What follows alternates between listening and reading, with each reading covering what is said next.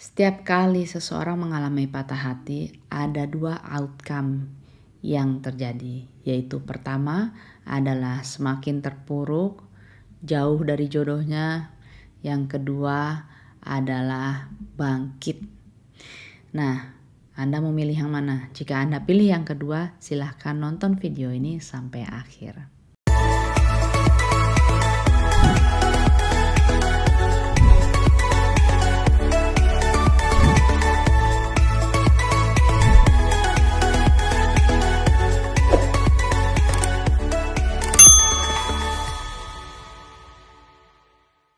Rahayu, selamat berjumpa kembali di channel Ma Archana Kesehatan Holistik, dan saya yakin jika Anda berada dan nonton video ini berarti Anda pernah patah hati atau sedang mengalami patah hati.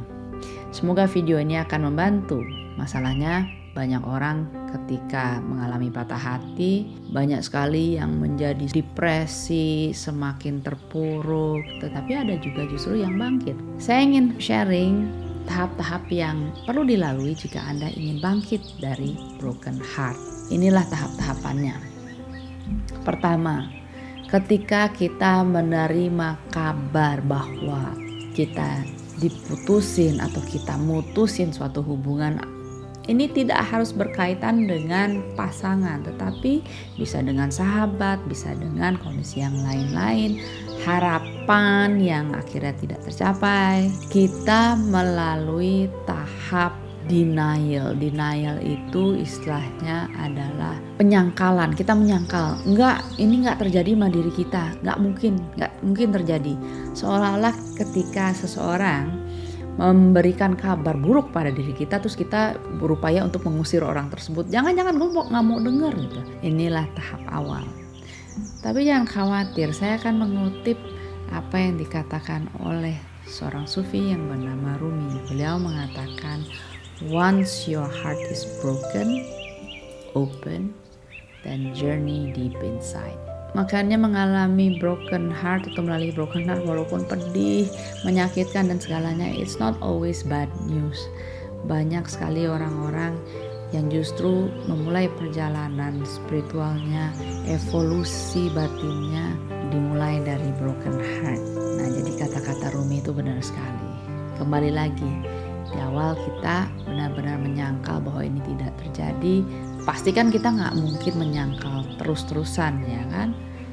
Kita perlu menyadari, bukan menerima, ini belum sampai tahap menerima. Kita menyadari, acknowledge bahwa oh ya, aku ini broken heart, aku ini kecewa, aku ini sedih, pedih karena telah ditolak atau telah diputuskan atau macam-macam. Yang penting pada tahap ini, jika Anda ingin menangis, menangislah. Jika Anda ingin meraung-raunglah.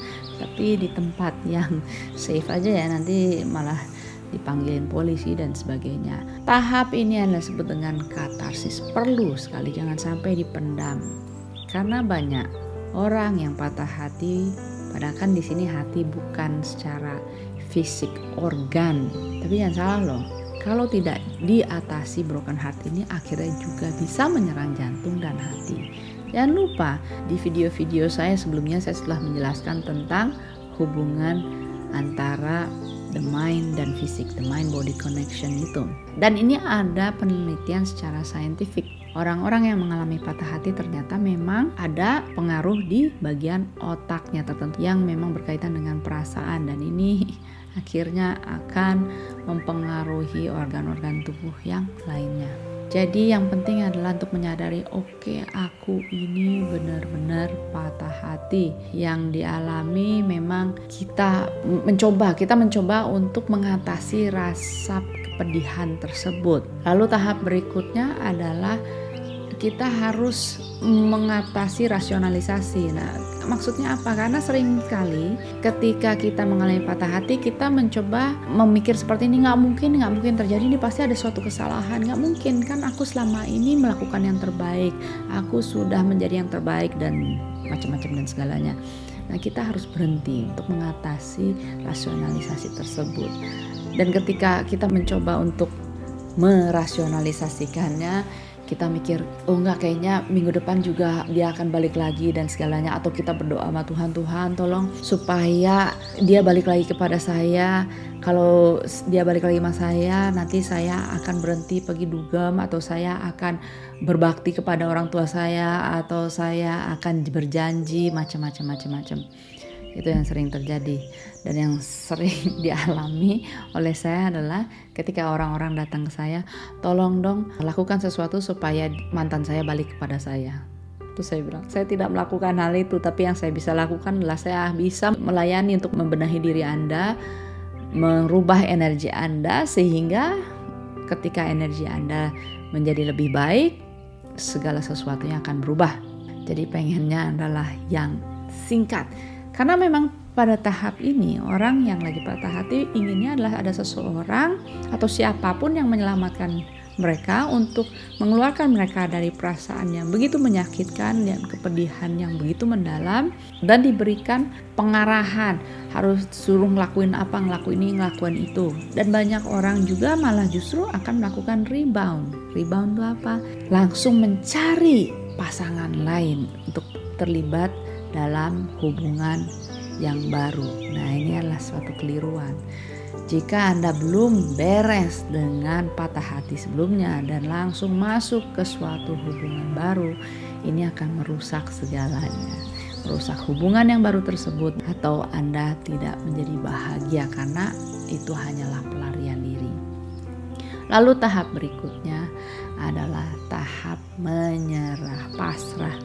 Ya, aku pasrah karena ternyata saya sudah tidak tahu apa yang harus saya lakukan, dan saya menerima apapun yang memang harus terjadi, terjadilah. Nah, pada saat kita masuk ke tahap ini, kita sedang berkomunikasi dengan kesadaran kita yang lebih tinggi. Nah, itulah hati nurani kita. Dan untuk lebih mudah mencapai tahap ini, cobalah meditasi. Karena meditasi akan membantu kita mencapai suatu keheningan di mana akhirnya kita bisa mendengarkan hati nurani kita. Guru spiritual saya, Bapak Anand Krishna, selalu menyarankan ketika saya dalam berkecamuk, bingung, dan punya banyak masalah, saya disuruh untuk hening. Tidak justru menerima terlalu banyak input dari orang lain, karena nanti akan semakin bingung. Nah, dalam keheningan tersebut, saya mendapatkan jawabannya, yaitu mendengarkan hati nurani. Karena kita memperolehnya dari kesadaran yang lebih tinggi. Setelah itu, tahap-tahap yang pasti akan dilalui dan saya sarankan untuk melalui, have a date with yourself. Have a date with yourself maksudnya apa? Berkencanlah dengan diri sendiri. Lakukan hal-hal yang selama ini Anda ingin lakukan, yang positif ya. Karena banyak orang juga akhirnya melakukan hal-hal yang negatif. Akhirnya aku pengen nyoba narkoba, selama ini gak pernah nyoba. No, bukan hal yang seperti itu, tetapi hal-hal yang positif. Misalnya, oh aku selama ini sebetulnya ingin belajar surfing, aku ingin belajar melukis, aku ingin belajar menari or something like that. Lakukan itu. Do it for yourself, karena itu akan membantu. Dan pada tahap ini juga, ketika telah berpasrah diri, akhirnya kita bisa menerima, ya memang inilah kondisiku, bahwa ya aku patah hati. Tidak mudah loh orang mengakui bahwa dia patah hati. Dan ketika kita bisa menerima aku patah hati, ya cobalah untuk tidak mengurung diri. Karena apa? Oke lah kalau misalnya ingin sendiri 1-2 hari, fine. Jangan lebih dari seminggu dan segalanya. Karena apa? Ini akan memperburuk kondisi kita. Karena sudah ada pembuktian penyembuhan diri, apalagi luka batin, akan sangat terbantu ketika kita berada di sekitar orang-orang yang bisa mensupport kita. Tapi jangan kaget juga ketika akhirnya kita keluar, udah gitu melihat bahwa di jalan, di mall, di restoran, di bioskop banyak pasangan ya. Ini biasanya membuat kita semakin patah hati juga. No, coba melihat itu dengan, oh ya, berarti saya masih punya harapan. Seperti itu. Oh, yang paling penting, jika Anda sudah putus hubungan dengan pasangan Anda, dengan mantan Anda dan segalanya, coba puasa sosmed.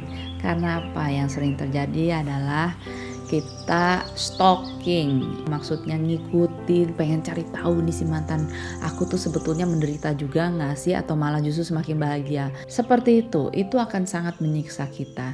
Apalagi kita jika seseorang yang dendam malah justru ingin melihat bahwa dia tuh juga sengsara.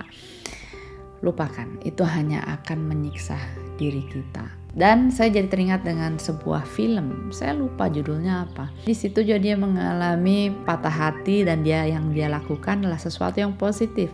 Dia membuka suatu wadah di mana mengajak orang-orang yang patah hati untuk mengembalikan barang-barang yang telah diberikan atau punya kenangan yang bersama mantannya.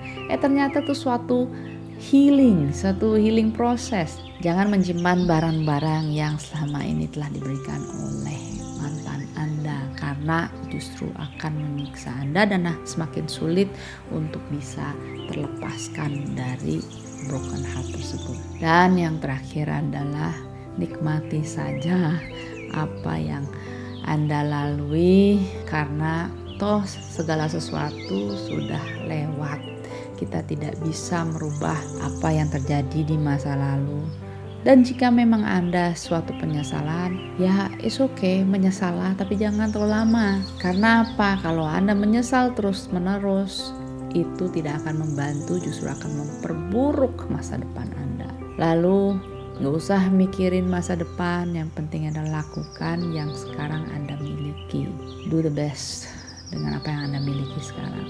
Dan saya yakin Anda pasti akan keluar dari permasalahan ini. Dan yang paling penting adalah renungkan pelajaran apa yang saya bisa petik, hikmah apa yang bisa saya petik selama mengalami patah hati ini untuk perkembangan spiritual atau evolusi spiritual saya.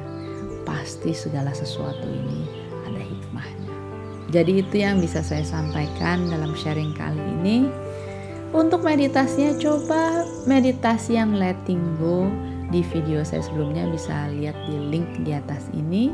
Itu juga akan membantu Anda untuk bisa melalui broken heart ini dengan lebih smooth. Don't forget, tadi apa yang dikatakan oleh Rumi, once your heart breaks open, sekalinya hati Anda terbuka, journey deep inside, lakukan perjalanan ke dalam diri, dan Anda bisa keluar justru menjadi versi Anda yang jauh lebih baik dan upgraded dari sebelumnya. Semoga Anda sehat dan berbahagia selalu. Mohon pamit dari saya.